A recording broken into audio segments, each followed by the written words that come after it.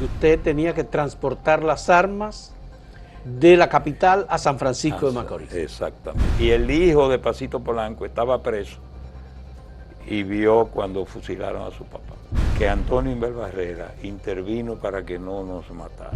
Amín Abel me había dicho que era conveniente que Camaño fuera a Vietnam.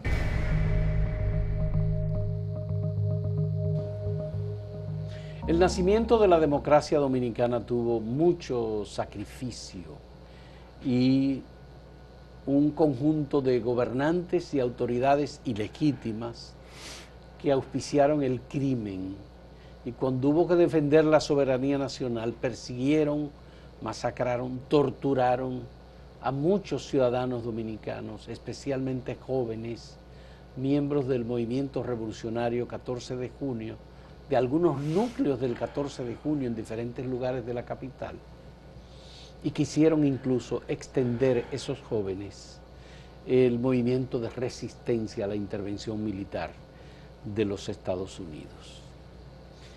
Franklin Rancière López es uno de esos jóvenes de uno de los núcleos del 14 de junio en la capital, que se fue a San Francisco de Macorís conjuntamente con un grupo de catorcistas a extender la resistencia en todo el territorio nacional, pero en este caso en San Francisco de Macorís, y allí hubo una masacre. Él fue detenido, fue torturado, pasó por diferentes momentos. Lo tenemos con nosotros y le agradecemos a Franklin que haya aceptado venir a conversar con nosotros. Él era del núcleo del 14 de junio en San Carlos. Me alegra que Franklin esté aquí, y me gustaría comenzar con Franklin esta conversación, cómo se vincula y con quiénes se vincula del movimiento deportivo al movimiento político 14 de junio.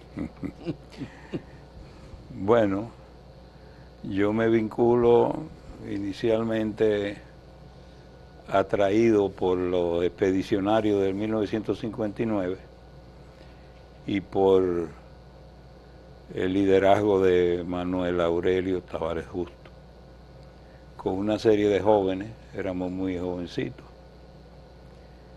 y vimos, ya sabíamos por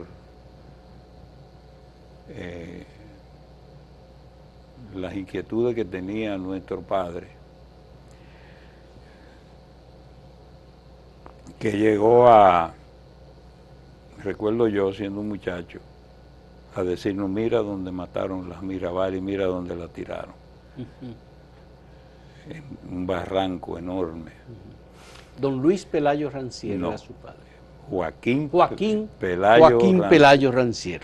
Francisco, que recuerdo que en la dictadura de Trujillo, él ponía Radio Rebelde, y me llamaba para que yo escuchara. Él trabajaba en la Telefónica. En ese entonces trabajaba en Codetel. En Codetel, la Compañía Dominicana de Teléfonos. Luego él fundó su propia empresa. Su propia compañía, Telerán. Telerán. Bien. ¿Cómo se involucra usted en el 14 de junio? Bueno, yo, atraído por las ideas. Usted era deportista.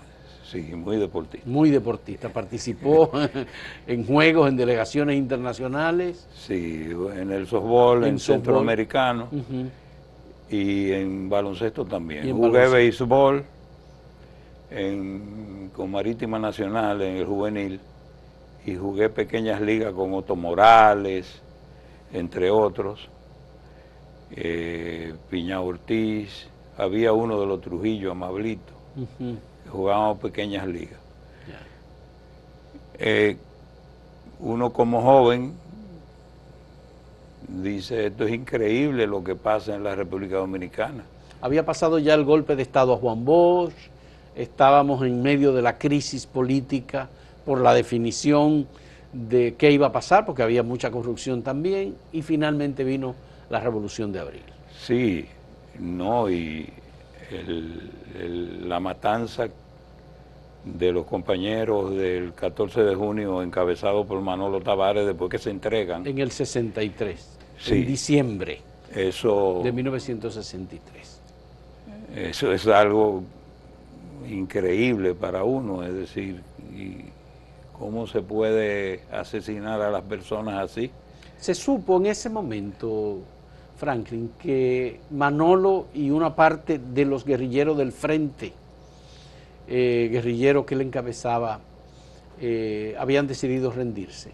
Sí, Eso se supo. eso se sabe. Porque fue en un discurso que él escuchó a uno de los triunviratos decir que si se rendían, su vida iba a ser Y no solamente protegida. lo dijeron por radio, por televisión y panfletos. En panfletos también. Sí, se entregan y lo asesinan a todos.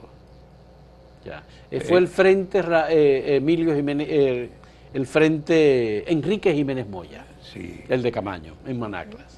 No, el de Camaño no, el de Manolo. El de Manolo Sí. en Manaclas, sí. Que Luis Peña Pichardo trasladó a una parte donde estaba Peralta. Ya, Peralta Michel. No Michel, eran de los dirigentes del 14 de Del junio. 14 de junio de La Vega. Sí. Sí, sí.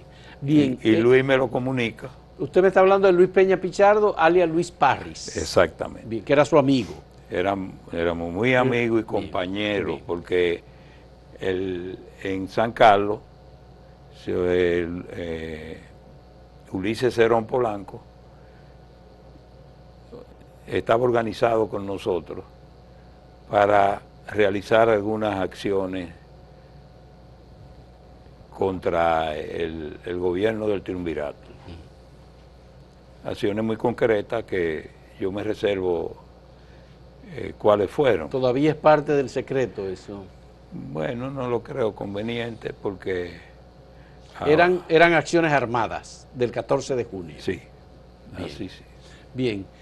¿Cómo usted termina yéndose con Homero Hernández, con Fidel Soto y con otros revolucionarios a San Francisco de Macorís? Bueno, al principio del 24 de abril, Oscar Santana, que era parte del núcleo del 14 de junio que participaba en la conspiración para retornar al poder a Juan Bosch,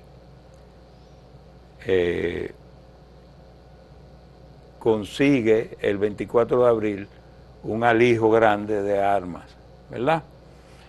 Y estando nosotros jugando softball en el campo de softball que mi padre había construido En Naco. en Naco, donde fundó la Liga Enriquillo,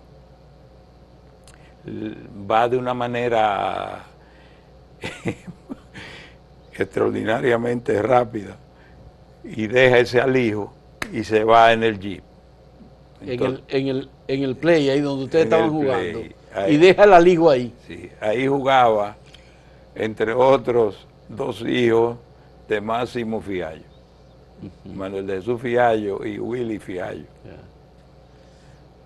Entonces, Luis Peña Pichardo Parris Luis Parris, sí. conocía de que teníamos esa cantidad de armas que nosotros la Escondida. enterramos. Entonces era un lugar muy importante porque desde Ciudad Nueva, en sacos de la harina que estaba distribuyendo la llamada OEA, que yo la catalogo como la Organización de Ejércitos Americanos. Entonces, dentro Pusieron ustedes llevábamos las los armas. fusiles. Eran fusiles, Fusiles con carabina. Sí, Cristóbal. de todo tipo, porque era en Ciudad Nueva que se hacían se ocultaban. Se ocultaban las armas, sí. Luis me dice un día que quiere llevar las armas en un camión envuelto en una, ¿cómo se llama? Ahora se me olvida el nombre. Envuelto en una lona. Y le digo, no, así no. Así yo no voy. hay que preparar los vehículos para llevarlo, para no tener problemas. Y ¿Llevarla a dónde? A San Francisco. De la capital a San Francisco. Sí, de la capital, es decir, Ciudad Nueva, López de Vega, la casa de mi padre, a San Francisco. A San Francisco de Macorís. Entonces se prepara. Es decir, que había un plan para asaltar el destacamento policial y el ejército, el destacamento del ejército en San Francisco de Macorís. Sí. Esa era la idea. ¿Por qué escogieron a San Francisco? No, yo no participé. Usted no participó. A usted lo convocaron para ir. Exactamente. Bien. Y Luis me dijo que él y yo íbamos a atacar el cuartel de policía desde un camión con una bazuca y unas ametralladoras. Eso fue en 1965, ya en el mes de mayo, luego de la intervención militar. Eso fue en junio. En junio, entonces. De 1965. En junio del 65. Sí. Bien. Entonces... ¿Usted no preguntó cuántos hombres irían con ustedes? ¿Cómo sería esa acción militar? Porque era una acción militar. Sí. ¿Usted lo preguntó? No. No pregunté nada. ¿Usted confiaba tanto en Luis Parris como para ir? Como en mí mismo. Como en usted mismo. Bien. Así. Bien. Ese era... ¿Y sabía que Homero dirigía ese movimiento? ¿Homero Hernández? En ese momento no. No. En ese momento no. Pero no era solamente Homero. Porque era Sóstenes Peña Jaque. Sóstenes Peña Jaque.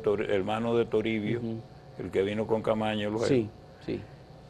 Rodrigo Lozada, Valdemiro Castro. Valdemiro Castro, sí. Luis Peña Pichardo, que tenía contactos en La Vega.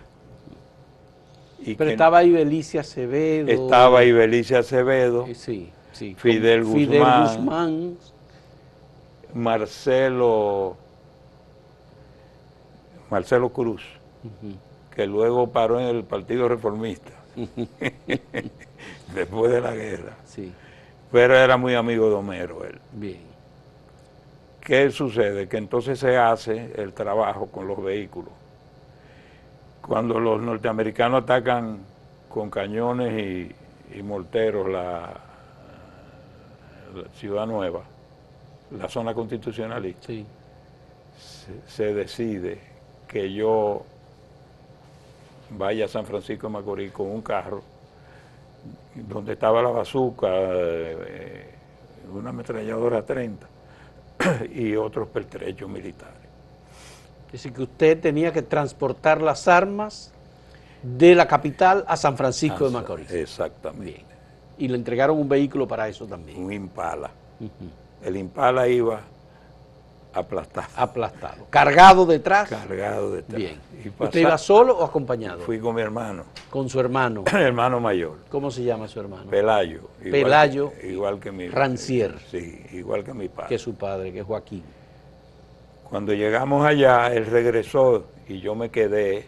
Si llegaron, no tuvieron inconveniente en la autopista. Pasamos muchísimos retenes y no se dieron cuenta de que el vehículo iba cargado. Nada, de absolutamente. Armas. Además, nosotros teníamos 19 años. Ya. Éramos muchachos que no le aparentábamos. ¿Ustedes tenían claro dónde iban a dejar las armas en San Francisco? A Ibelice Acevedo. A Ibelice Acevedo. Le entregué el carro y me fui a la casa de los hermanos Sosa Duarte. Ya. Franklin se llamaba uno de ellos.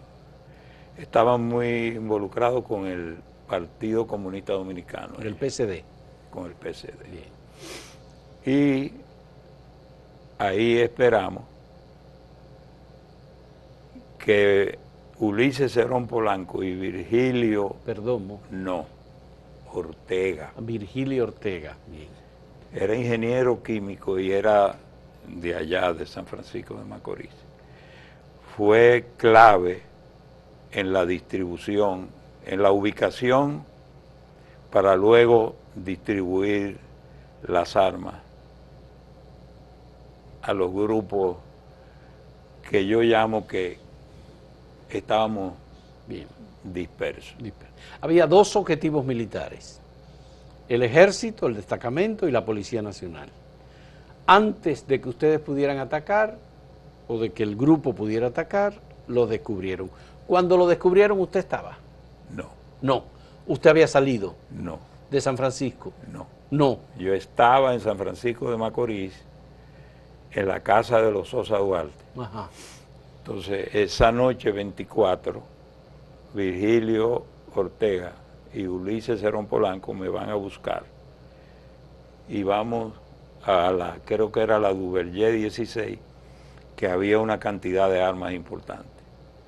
Y Ulises Cerón dice, ay, pero está custodiada por la policía. Esos son calieses, dice. Y seguimos. Entonces fuimos, nos dejaron donde un señor, se llamaba Domingo, un señor muy alto él. Y en la madrugada oímos unos tiros. Y Homero se aparece allá y dice, mataron a Sóstenes, a Rodrigo Lozada y creo que a Jimmy Méndez Vargas, en la finca que era de Pedro González. Pedro González, vinculado con las hermanas Mirabal. Exactamente. Ya. Entonces, Homero dice, bueno, hay que tirar los tiros. ¿Qué significaba tirar los tiros? Eso fue... ¿Enfrentarse? Enfrentar, pero... al ejército y a la policía. Exactamente. Bien. Pero ¿qué ocurre?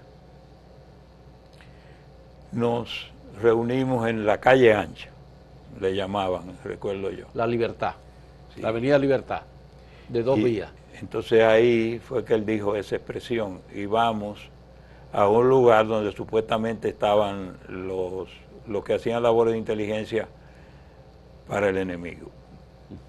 Logramos capturar 8 personas, pero estando ahí... ¿Eran militares o eran chivatos? Eso mismo, chivatos. Chivatos. Para mí eran policías, eran civiles. Policías. Al servicio de ellos. Bien, bien. Porque teniéndolo ya preso, pero no, es decir, en la calle, empezaron, la hermana de Virgilio Ortega nos dice, lo están rodeando. Y entonces ahí tenemos que dejarlo a ellos y los aviones. Ustedes no fusilaron a nadie entonces. A nadie. A los 8 lo dejaron con vida. Exactamente. Y como lo estaban rodeando, ustedes se fueron. Y no solamente eso, hubo uno de nosotros, que yo no me di cuenta, que golpeó a uno de ellos, que estaba sangrando. Y yo le dije, nosotros no somos iguales que ellos, eso está muy mal hecho. Le dio un colatazo en la cabeza. Se dio un golpe. Yo le dije que no, eso no se hacía. Ya. Entonces, estando ahí, obviamente, ellos habían llamado a la policía y al ejército diciendo dónde estaban ubicados. Ya. Y los aviones empezaron a pasar, que yo veía a los pilotos. Ya. Muy cerca, rasando Rasando. Ya. Entonces ahí la hermana... Estaban, esos aviones, no dispararon nunca los aviones. No. Bien. Ni nosotros a ellos. Bien. Estando ahí, ya antes la señora hermana de Virgilio Ortega nos había dicho, lo están rodeando. Entonces Monchín Pinedo, que estaba en el grupo. Sí, y con Lócar. Ya. Lócar era también del MPD, es ingeniero y vive en Santiago. Sí. Que fue, por cierto, sacado de la cárcel por uno de los comandantes del CEFA, que cuando abrieron la puerta de la celda, una celdita, qué sé yo, de 2x3, donde habíamos 5 personas desnudas y golpeados severamente. Él dijo, pero ese es el hermano del comandante nuestro. Lo sacaron y se lo llevaron a Santiago a su mamá. A Lócar. A Lócar. Yeah. Él que era del Movimiento Popular Dominicano. Sí. Igual que Valdemiro Castro, que también era del Movimiento Popular Dominicano, y lo fusilaron allí. Lo golpearon salvajemente. y Ramón Soto Echavarría lo ejecutó. Ese Ramón Soto Echavarría, cuando papá, en el segundo viaje que dio buscándonos para ver dónde estábamos, que le habían negado dónde estábamos, le hizo a mi papá, empezó a tirarle cédula y le dijo, si es uno de esos está muerto. Sí, que mataron Como 20. ya. Arnulfo Reyes, que estaba preso, y el doctor Homero Pumarol también, que había estado en la guerrilla del Este. Ese Homero Pumarol mandó unos antibióticos para mí, porque él dijo, le fracturaron el cráneo. Y fue así. Sí.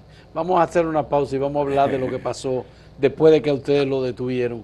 ¿Y cómo fue que lo detuvieron? Porque también creo que entre los que ustedes dejaron en libertad eran parte del equipo que los terminó apresando en Pontón. Sí, así fue. Bien. En un momento retornamos en este diálogo con Franklin Rancière López, miembro en ese momento del 14 de junio, que fue a expandir la guerra de abril de resistencia por la soberanía nacional mancillada con la intervención militar de los Estados Unidos. Volvemos.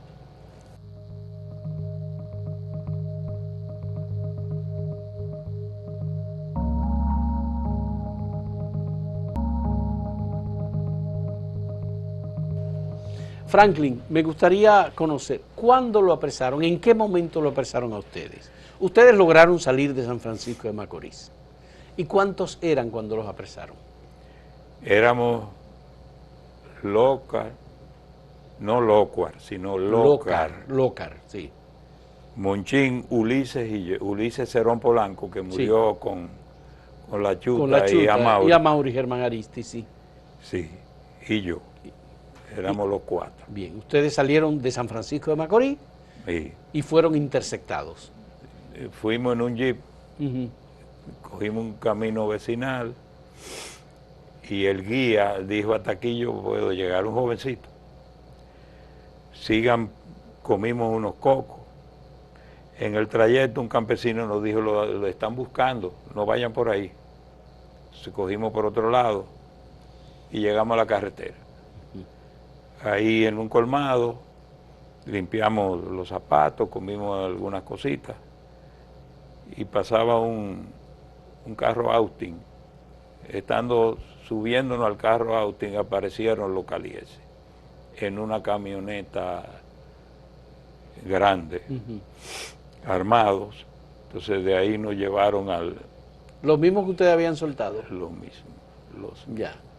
Bien. De ahí nos llevaron a un Jeep del ejército que estaba en la carretera y luego a la fortaleza. Lo trasladaron a la fortaleza de San Francisco de Macorís. San Francisco. ¿Quiénes los recibieron en la fortaleza?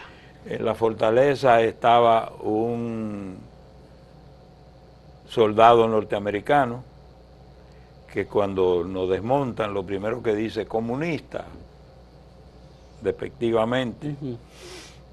Luego nos recibe ya adentro un oficial brasileño y Manuel María Perello Soto.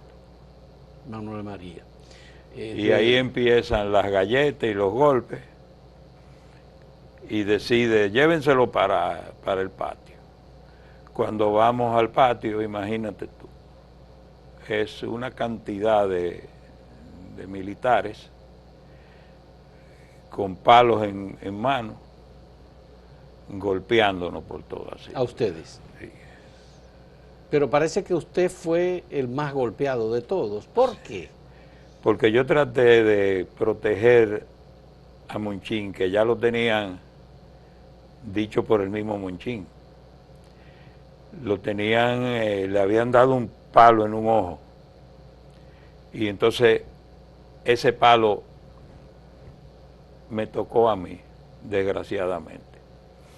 ¿En la cabeza? Aquí. Me fracturaron a esa parte, me golpearon por aquí, por el cuerpo. Después el fotógrafo de ellos, después que salimos de esa situación, me dijo que si yo era afroasiático. ¿Y por qué? Dije porque yo aguantaba mucho golpe. Sí, entonces de ahí, inconsciente. Ese fue el tipo de tortura que ustedes recibieron Sí, en ese momento. en ese momento. Estaba Y ya, otra tortura también psicológica, ya, porque ellos nos desnudaron en un espacio muy limitado y al otro día apresaron a Virgilio Perdomo y a Titico Cerón Polanco, hermano de Ulises. Sí. Entonces no cabíamos casi y no, la respiración era difícil. Yo me di cuenta a los 3 días porque yo estaba inconsciente y desnudo todito. Sí. Tuvimos como una semana sin comer. Que por cierto, cuando fui al baño a tratar de evacuar, lo que tenía era una piedra. Eso dolía, que eso no tiene madre. Entonces no podía hacer esfuerzo porque me dolía totalmente. Entonces yo cogía un jarrito de eso con hielo y me lo ponía en la cabeza. Pero me ayudó mucho Homero Pumarol, que mandó unos antibióticos y una colchoneta. Y eso permitieron que entrara entonces. Sí, porque era pero yo había entrado un fusil y una lámpara, como al tercer día. Y Virgilio Perdomo tenía una psicosis de que a su papá en la 40 lo mataron al tercer día de estar preso y torturado. Y entonces ya yo estaba despierto y Pereyó entró un fusil y un foco. Entonces, ¿cómo te se llama? Y yo le di mi nombre. Y ese que está ahí, era Virgilio, y yo lo topé, él dio otro nombre. ¿Cuánto te dio Camaño? Entonces tiré una expresión que no puedo decirla. Y preparen los hoyos. Los hoyos. Preparen los hoyos. El día anterior... Para enterrarlos.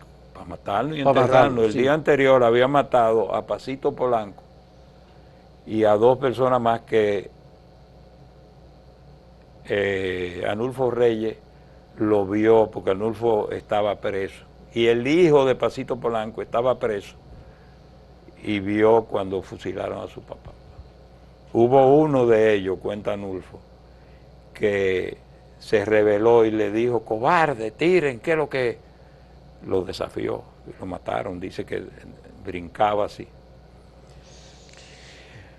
En el caso de Valdemiro Castro, ¿usted tuvo contacto con Valdemiro Castro? No, con Monchín sí. Con Monchín sí, pero a Valdemiro usted no lo vio cuando lo mataron. Ni lo conocía. Ni lo conoció tampoco. No, yo conocía a Monchín, a Otto y a Condecito, ya, que iban al play a entrenarse allá físicamente, al estadio de que cuando se fueron a Cevico.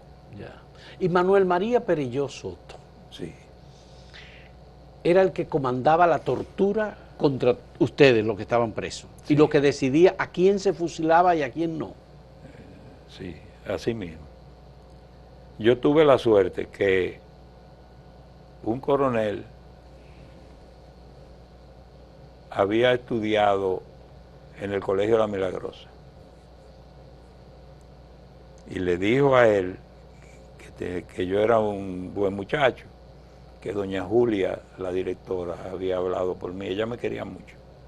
Y además en La Salle creo que estaba la mal llamada OEA, que ahí estaban, creo que Bienvenido Pimentel y otros que habían sido compañeros míos en La Salle, porque yo estuve en La Salle como 9 años, y después en el Colegio de La Milagrosa. Entonces usted se salvó. Sí, pero me dijo Huiche García ¿Por Saleta. qué se salvó usted y no corrió la suerte que corrieron los demás? No, ni Monchín, ni Ulises, ni Virgilio, ni Lócar, ni Titico fueron fusilados. Ninguno. Bien. Todos nos llevaron. ¿Qué los salvó a ustedes? Bueno, mi Porque papá... ahí estaba, además de... Estaba Soto Echavarría también. Sí, Ramón Soto Echavarría sí, estaba ahí. sí. Un criminal En la también. policía. En la policía. Sí. Y el otro que estaba era Luis María, Manuel María Perelló Soto, Sí, ese estaba en el ejército. en el ejército, ya. Eran los dos comandantes, Sí, ese era muy represivo. ya. Sí. ¿Cómo se salvaron ustedes? ¿Qué los salvó? Bueno, yo digo que varios factores. Uno, la diligencia que hizo mi padre, porque él fue acompañado de Danilo Ginebra, que era compadre de él. Era compadre Danilo Ginebra. Y Danilo tenía conexiones con Acaba de fallecer hace apenas unos días Danilo Ginebra. Rolando H. Era el coronel, uno de los coroneles que conspiró para que derrocaran a Juan Bosch. Uh-huh. Ellos parece que tenían buenas relaciones y ellos pudieron entrar a la cárcel. Pero Huiche García Saleta, presidente del Comité Olímpico, me dijo que Antonio Inver Barrera intervino para que no nos mataran. Don Antonio Inver Barrera. Sí, porque yo recuerdo en algunos intercambios deportivos, estando el triunvirato en Jaina. Recuerdo. Y él era el presidente del gobierno de reconstrucción, que estaba del otro lado. Sí, pero yo digo anteriormente, Uh-huh. Sí. él fue a uno de los juegos de baloncesto que se hizo, creo que fue en Jaina, Ya. porque era amigo de Huiche. Y Huiche me dijo a mí, mira, tú le debes la vida a Antonio, así me dijo en el Clunaco. Uh-huh. Estaba Máximo Bernal también ese día. Digo, ¿cómo así? Me dije, sí, porque Francisco Javier Rivera Caminero le dijo a Antonio Inver, nosotros agarramos a los comunistas y tú los sueltas. Imagínate tú. Pero pese a esos golpes que usted recibió, Ajá. usted insistió, porque usted luego se fue a Cuba con Camaño y estuvo con Camaño entrenándose. Sí. Y discutió con Camaño. Hábleme un poco de eso, porque yo creo que eso es importante. Bueno, porque él estaba viendo como si hasta en la sopa, diría. Porque Él estaba chivo, ¿verdad? Porque sí, estaba muy espantado. espantado. Sí. Y me dice que si yo fuera agente... ¿Cómo usted llegó a Cuba? Y perdón, antes de... ¿Cómo usted llegó a Cuba? Bueno, había una contraseña, tú no registrabas tu pasaporte. Tu pasaporte no le ponían sello. Por Praga, Uh-huh. vía Frankfurt creo que era, no recuerdo, era un viaje larguísimo. Y retorné también con mi mismo pasaporte vía Estados Unidos. Ya. Pero yo le dije a Francis, bueno, cuando me dice eso, le digo, pero venga, que usted era el jefe de los Cacos Blancos. ¿Qué le dijo él? Espérese. No, cuénteme primero cómo fue. Usted llega a Cuba. Sí, lo veo como a la semana. Y le dan acceso a Francia en el campamento. Sí. Y me preguntan que yo creía, que si él venía, el pueblo se tiraba a la calle. Yo le dije, mira, si no cuenta con el PRD, que es el partido de masa, eso no va a prosperar. Le dije lo que yo pensaba. Cuando él me dice eso, que si yo fuera agente de la CIA, él se diera cuenta, yo le digo, usted era el jefe de los Cacos Blancos cuando uno estaba metido en este asunto, en estos asuntos. Entonces después él se baja y tuvimos otra conversación posteriormente. Él estaba en indumentaria militar. Sí. ¿Y era en una oficina, en el campamento? No, era en una casa en La Habana. En una casa en La Habana. Sí, porque yo nunca estuve en el campamento. ¿Usted nunca no fue acá al campamento? No. Bien. ¿Y entonces? No. ¿La conversación? No, posteriormente. Usted le dijo que él fue de los Cacos Blancos. Bien. Sí. ¿Y luego cómo siguió la conversación? Siguió normal, porque yo le dije, pero Para mí, usted no está al tanto de que Homero Hernández dice que usted está aquí en Cuba. Y le voy a decir algo. A mí Abel me había dicho que era conveniente que Camaño fuera a Vietnam y saliera de Cuba, hiciera un pronunciamiento por la unidad de toda la fuerza que él... Pero le hicieron muchas recomendaciones en ese sentido a Camaño. Ese sentido. Yo hablé con Leonardo Mercedes y me dijo que él fue y le llevó una carta en nombre de los Corecatos aquí. Sí. Y además parece que su padre también le mandó emisarios y le dijo: no vengas, quédate, ve a Europa. Peña Gómez le hizo recomendaciones también en ese sentido. Así es. Hubo varias gente que habló con él y le sugirió. El PCD, Narciso Isaconde, me dijo: mira, Camaño. Él se reunió con Camaño y le dijo igualmente: vete a Europa, vete a Vietnam, desde un país. Vietnam fue la recomendación que él le hizo. Sí. Pues dice: este es el centro del antiimperialismo en el mundo, Vietnam. Han derrotado a los americanos. Así mismo. Y desde ahí tú puedes dar un pronunciamiento. Sí, sí. Usted le dijo lo mismo. Lo mismo. ¿Y qué le respondió Camaño? Nada. Nada. Y entonces cuando yo le dije: yo no hago nada aquí, tengo una esposa que está en estado, yo me quiero ir, no hago nada. ¿No se estaba entrenando tampoco? No, estaba trabajando con un torno para hacer algunas piezas, ya a mí se me olvidó todo eso. Y en medio de eso, él me dice que traiga una maleta con unos explosivos. Y yo le dije que no, que buscar otra vía, que yo no era el más, que si eso era probándome a mí, que yo no estaba de acuerdo. Que eso era como un chantaje. Una maleta para entrar explosivos en la maleta. Para traerlo acá. Y yo le dije que él había hablado con Virgilio sobre vías que habían, porque yo sabía que Virgilio tenía un contacto. Un contacto con él. No, un contacto con un piloto civil, de la aviación civil. Y entonces yo digo: no, pero si yo no soy la persona adecuada para eso, que si es una prueba, que si eso es un chantaje. ¿Qué es un chantaje? Yo le dije: eso mismo. Entonces le dije: mire, usted vivía ahí en la Avenida Bolívar, cuando ocurrió lo de su hermano, que se suicidó. Se suicidó. Hubo comentarios y dicen que fue la dictadura. Y yo esperaba a mi padre hasta las 6 de la tarde, que regresaba de la compañía de teléfono desde la 30 de marzo. Y ahí jugamos puchimbá, Cifrido, su hermano, y yo. Ah, Cifrido. Que no me traicione. ¿Qué? Así mismo. De Cifrido, su hermano. Sí. Entonces, cuando ya decide que yo vengo, yo le dije: mire, usted... Que es de confianza. ¿Eh? Él decide que usted es un hombre de confianza. Sí.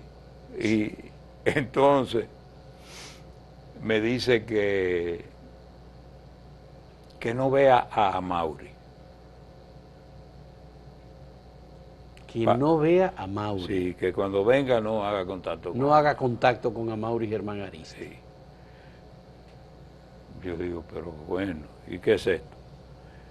No le digo, si no me quedo pensativo. A la semana me dice: ya tú te vas, dile a Amaury que todos los planes siguen igual. Yo no sabía cuáles eran los planes. Digo: bueno, ¿y qué es esto? Ya. Esa es la verdad. Esa es la verdad. La que yo viví. La que usted vivió. Con él. ¿Y en qué mes? Y con mucho respeto a él, porque sí. Yo le reconocía su... Ya. Ese encuentro con Camaño suyo, ese diálogo con Camaño, ¿en qué momento ocurre? ¿En qué año y en qué mes? Fue el 70. En el 70. 1970. En La Habana. En La Habana. Ya. ¿Qué contacto tenía usted con Amaury a propósito de esa preocupación de Camaño? Con Virgilio, con Amaury, con La Chuta. que además estuvo con usted en San Francisco de Macorís. Sí, así mismo. Sí. Fue a través de Virgilio. Yo le decía, Virgilio, a mí no me hagas contacto con otras personas que no conozcan mi... Virgilio Perdomo. Sí, sí. Pero la organización era muy limitada, yo diría. Y después de los acontecimientos... Cuando usted habla de la organización, estamos hablando de los comandos de la resistencia. Exactamente. Bien. Que dirigía a Mauri y en el que estaba confiando como brazo local Camaño. Sí. Bien. Así mismo era. Ellos me definieron mi participación, pero eso no se cumplió, porque tenían necesidades para poder moverse. Ya. Y recuerdo que hubo algunos problemas, porque parece que se filtró la información de que Virgilio, en 2 ocasiones conmigo, fue donde el general Marmolejos, que tenía varios hijos con una pariente de él. De Virgilio. Perdón. Ya. Después alguien vino con la información como que Virgilio era un agente. Un delator. Y eso le molestó sobremanera. Y cuando se dio la situación de la operación que se realizó, a mí me manda a llamar a través de mi tío Matías, Nibarceja. Rafael Nibarceja. Sí. Y con su séquito, antes de eso, el Coyote. Caunabo Reynoso, Rosario. No, Caunabo no. Moncho Enríquez. El Coyote. Que había sido caliego de Trujillo. Sí. Si no hubiera venido, te íbamos a matar en la calle. ¿Te dijo Moncho Enríquez? Sí. Entonces cuando estoy con Ney y su séquito, Rolando Martínez Fernández insistía, este es del grupo. Rolando Martínez Fernández, el lechero. Sí, ese mismo. Moncho Enríquez murió en la 27 de febrero, esquina Núñez de Cáceres, dentro de un vehículo. Sí. Entonces Ney me pregunta que si yo conozco a Mauri Germán, y yo le digo, somos amigos. Vaya que amiguito. Y yo le digo, los amigos son amigos. Entonces, bueno, interróguenlo. Pero ya habían asesinado a Mauri. No. Todavía. No, todavía. Oh, todavía. Vamos a hacer una pausa para que me cuente de esa parte. Volvemos en un momento, en este interesante diálogo con Franklin Rancière López, de los activistas del movimiento revolucionario 14 de junio. Volvemos.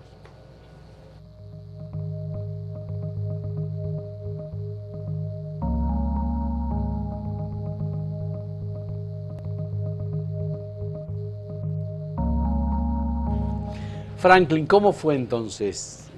Además de Moncho Enríquez, además de Ney Nibarceja y esa amenaza de que te iban a matar si no venías, ¿qué pasó a partir de ahí? Denis Melo también, ese insistía mucho contra mí. Denis Melo. Nin Melo. Nin Melo. Después me dicen que fue socio del Club Naco, pero yo nunca lo vi. Al que vi de frente fue a Rolando Martínez Fernández. Rolando Martínez, sí.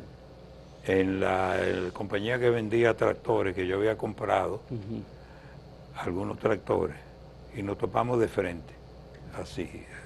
Se dio un susto. Y hizo así. Y yo ni caso le hice, pasé por ahí. Ya. Porque sí. ese llamó a mi casa después de que me soltaron. Sí.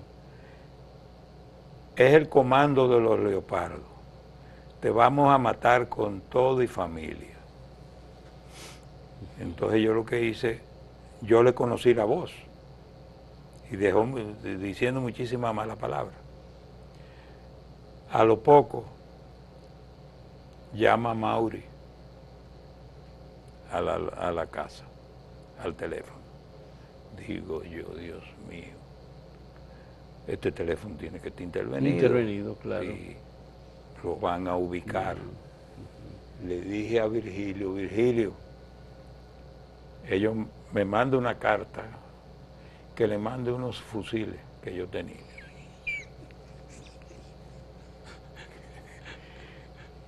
Con Miguel Coco. Con Miguel Coco.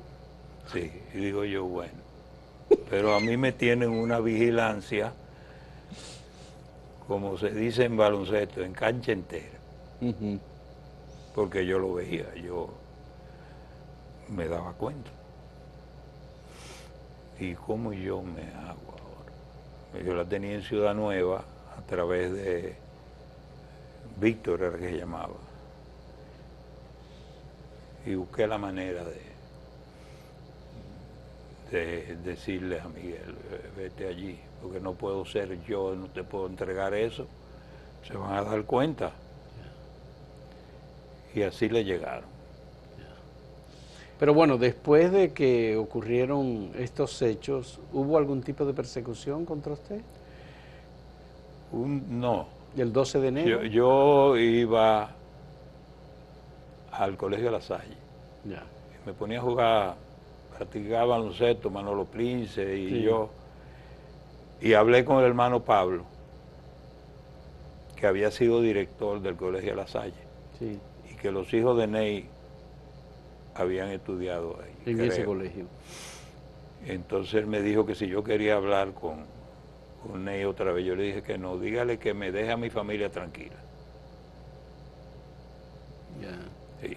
¿Y en qué momento es que un oficial que murió en los enfrentamientos, dicen que con un tiro en la espalda, el oficial Almanzar, lo amenazó con una jeringa a usted? Sí, cuando me tenían ahí en la policía, él pasó con una jeringuilla y dijo, esto es para ti. Y yo le dije, no, eso no es para mí. Y siguió. Después, cuando vi los reportes, sí. Él cayó frente a La Chuta y Ulises. La Chuta se llamaba Bienvenido Leal Prandi. Sí, y Ulises Cerón Polanco. Ulises Cerón Polanco, sí. Sí. Sí. Bueno, ¿y qué ha pasado con Franklin después de estos acontecimientos? ¿Los vincularon con los comandos de la resistencia? Ney Nivar Seija dio a conocer una carta que tenía a Mauri en los bolsillos. Sí. Esa carta se ha convertido en un documento importantísimo en la relación entre Amauri y el grupo de los comandos de la resistencia con Camaño, porque en realidad habla de las relaciones, los errores, todo lo que ocurrió. Sí. ¿Usted qué pasó con usted? No, conmigo no pasó nada. A partir de ahí. No, yo me dediqué ¿Desaparecieron los comandos? Sí, de hecho sí. Eso yo me excluí, porque yo dije, eso no. Yo le había dicho a Virgilio, mira, Virgilio, hay que echar hacia atrás, o nos van a matar a todos. Y él me dijo, estoy muy comprometido. Esa es la verdad. Y eso de que lo manipularon, es que era muy difícil, porque por ejemplo, Camaño llega y el embajador que trabajó en esa operación para llevarlo a Cuba, se pasa al otro bando. Sí. El cubano. Exactamente. Que estaba en París y que se pasó como doble agente a la CIA. Sí. Como ese es un efecto muy negativo para los cubanos, ¿no es verdad? Sí. Preocupante. Entonces, además de eso, llegaron algunos espías enviados por Balaguer. Hubo unos acontecimientos allá de Villo Gómez Billo Gómez Frometán. Billo Gómez Suardí. Sí, que lo relata Marco Santana, que estaba presente ahí, Sí. que fue un accidente. Entonces, Camaño entra en contradicción con Ulises y Bienvenido Leal Prandi y Confesor Villa. Y ellos aquí, Ulises a la primera casa que fue a la mía, después que estaba donde Guaró Aliranzo. Ulises fue a la casa de Guaró Aliranzo. Así mismo, porque eran amigos de su padre. Ulises Puello Cerón. No, Ulises Leal Cerón Polanco. Cerón Polanco. ¿Y qué relación tenía con Guaró Aliranzo? Que se conocían desde hacía muchísimos años. Él mismo me lo dijo a mí. Entonces de ahí, que era en la López de Vega, él fue a mi casa. Y yo se lo informé a Virgilio y a Mauri y ellos decidieron unificarse. Ya. En una reunión que hicieron por Juan Dolio. Es decir, ¿qué manipulación podía haber que dificultara la comunicación entre Camaño y ellos? Las dificultades fueron que Camaño no pudo contar con un personal que obedeciera a las ideas que él tenía sobre cómo debía hacer un pequeño ejército.